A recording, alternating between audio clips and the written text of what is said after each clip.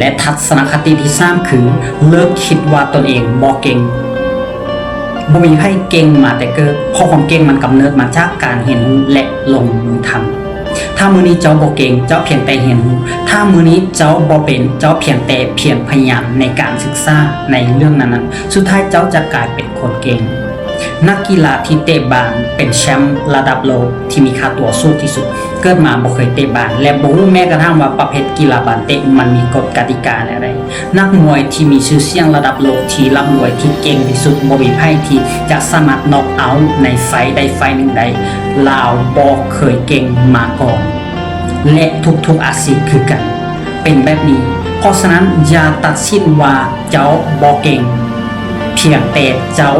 เปิดโอกาสให้ตัวเองได้เรียนรู้ได้ฝึกฝนได้พยายามเต็มที่สุดท้ายเรื่องที่เจ้าบ่รู้เรื่องที่เจ้าคาดว่าเจ้าบ่เก่งจะกลายเป็นความชำนาญในตัวเจ้าและนั่นแหละจะเป็นเหตุผลหนึ่งและจะเป็น